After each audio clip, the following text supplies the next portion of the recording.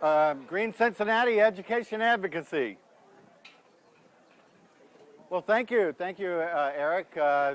Thank you for inviting me this evening to talk about green building and sustainability in Cincinnati, and thank you for Cancer-Free Kids for as the beneficiary of the fundraising this evening. I just wanted to give a presentation about green building in the region. You might not know that we're a hotbed of green building and sustainability in the United States, and I was going to tell that story. It all started back in 2005 when there was a bond issue to rebuild the schools in Cincinnati, and the architects involved introduced leadership in environmental and energy design to the Cincinnati School Board, and they adopted that for the Cincinnati Public Schools. My participation in it started, I was a marketing communications firm, and I wanted to help market green building materials. So I got involved with the local U.S. Green Building Council chapter and learned about green buildings. The multi-billion-dollar effort to rebuild all 30 different Cincinnati schools to green building standards. Now, you might ask, well, what is a green building standard? Well, basically, it's more daylight, natural daylight in the schools. It's been found that students learn better when there's natural daylighting in the schools, and also better air quality. You know, back in the 70s, when there was an energy crisis, there was a trend to seal up the buildings. And that's bad because it just concentrated the carbon dioxide and concentrated the pollutants that were in the carpet. So green buildings have more air supply, and they also don't allow carcinogenic adhesives and paint and volatile organic compounds in the schools. So that's why the school board adopted it, and then went on to passing legislation in the state of Ohio that all buildings that are used education funds need to be built to green building standards. Now, the green building standards were originated by the U.S. Green Building Council in the late 1990s, and it's a voluntary organization. It's a non-governmental agency.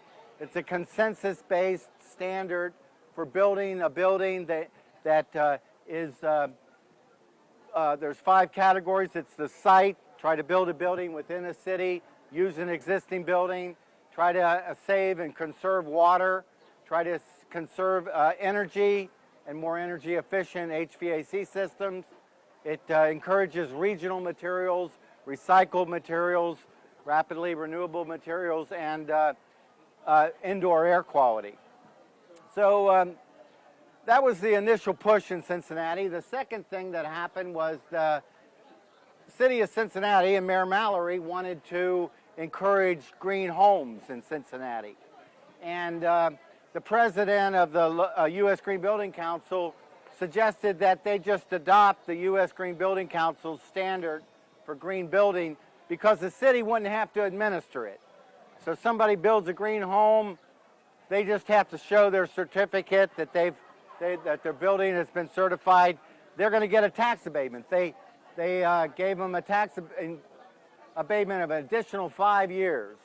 Typically in the city of Cincinnati, if you build a home, you get a tax abatement for 10 years. Well, they added on another 5 years. Now, why did they do that? They did that because it encourages building in the city of Cincinnati versus right outside the city of Cincinnati. And it also encourages the young professionals, the people that kind of get this movement, you know, sustainability movement. Those are the high income earners, and obviously the city of Cincinnati is going to gain more from their income tax.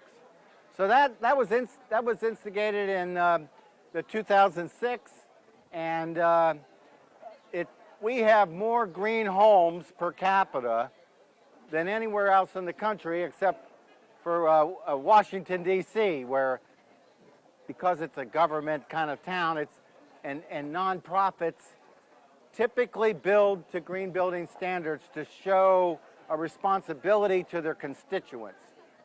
And that's the same way with educational institutions like the University of Cincinnati. All their buildings are green.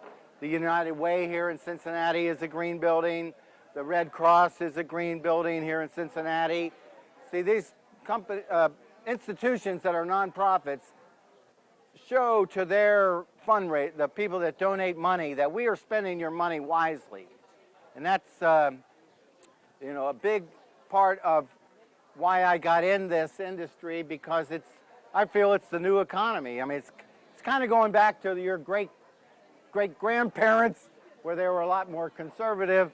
In Cincinnati, they say, we harvested everything except the squeal from the pigs, but it's a growing industry. The building materials, the advanced HVAC systems, the architects, the mechanical engineers, and the final thing that has happened in the city of Cincinnati is that recently Lori Quinn-Livin, the council person in Cincinnati,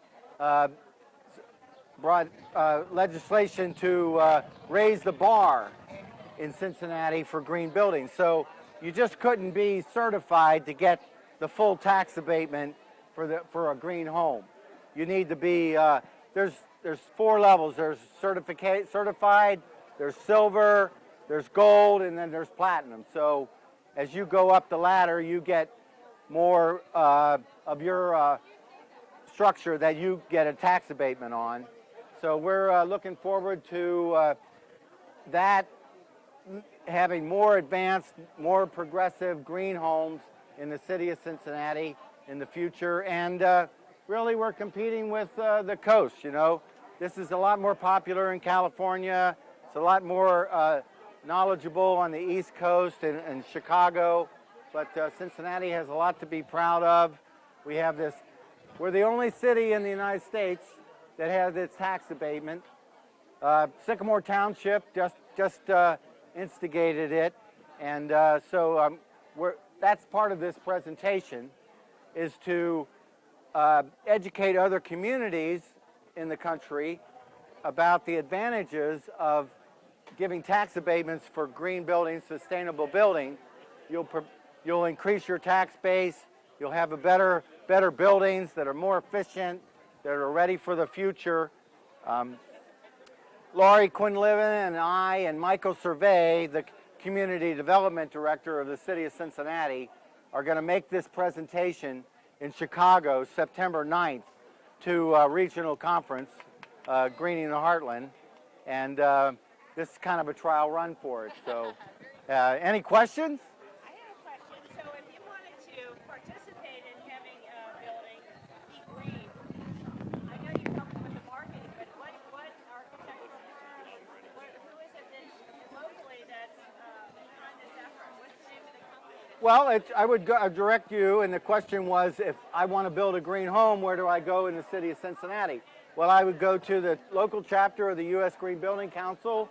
It's usgbc-cincinnati.org, and there you can see green homes and examples of green buildings. And of course, you can contact me. Here's some flyers on my company, Green Cincinnati Education Advocacy. And that's a green building? Yes, this is the Christian Moorline Lager House. It's just got certified. It's the first building by the Cincinnati Park Board. That's cool.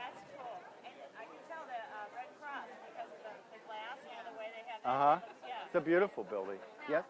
You're involved in marketing. Are you working with Moorline, or how does your marketing play into the green stuff for you? Well, the question is, how does my marketing play into the green stuff? Well, it started out, I wanted to get involved with this, and you really have to understand an industry to market it properly.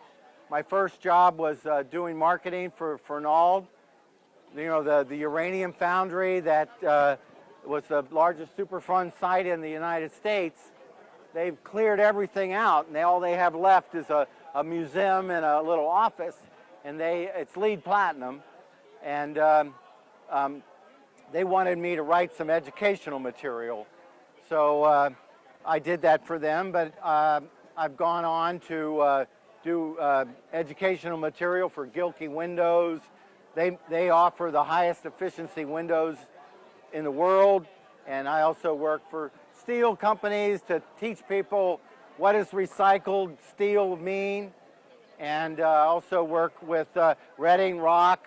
I taught all their salespeople to pass the green accredited professional exam. So that's the type of marketing and educational work that I've been doing. Any other questions? Uh-huh. Please?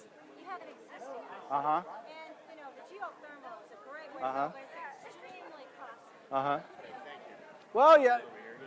Well, the question is, what about existing homes? And particularly about geothermal, they're so expensive.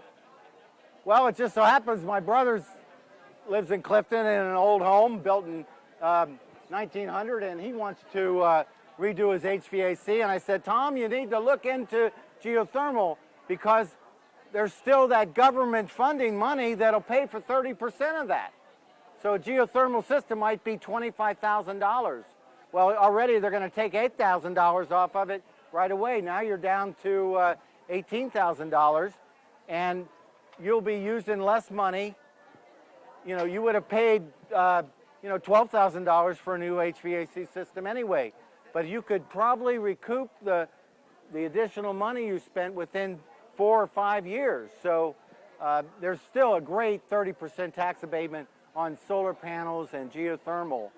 And finally, I'd like to wrap up that the Greater Cincinnati Energy Alliance does audits of homes, and they do this through Claremont County and Hamilton County and Kenton County. But I would recommend that you look them up, Greater Cincinnati Energy Alliance. They do a blower door test. They find out how leaky your house is. They'll make recommendations for insulation. You know, a lot of people don't realize that drafty homes are 30% of the waste of the energy in your house. So you really need to caulk around the windows, put a hat on your house, caulk around the attic, and put your pants on, caulk in the basement of the house, and your house will be a lot warmer. So, but those are the best things to do for an existing home. Please? Well, they have some tax incentive money. It's a discount, but I think you pay about $400 for a $600 assessment. But it's very important that you get an independent third party, because now you're armed with some ammunition. You know what you're talking about. Somebody's not selling you his HVAC system, because it's important that you seal your home, that you seal your ducts. I'm sorry. No, go ahead. Greater Cincinnati Energy Alliance. Any other questions? Well, great. Well, thank you very much. Wonderful to hear about. Thank you, Eric. Great job. Thanks, John. Round of applause for Chuck Rohr. Thank you, Chuck, for your tutelage. And unfortunately, it's not the best place to present, but Oh, it's wonderful. people that heard Wonderful. it, I mean, they liked it and enjoyed it. Well, thank you very much. It was Thanks great. for coming out. I got a trial run on my Enjoyed it. Yeah. That's right. My presentation. Is it working right now? Are we on? I hope so. Are we on? Well, yeah, Are we on TV? We're on TV.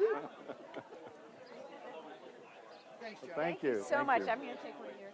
Great. Thank you. Yeah, 14 minutes. It worked.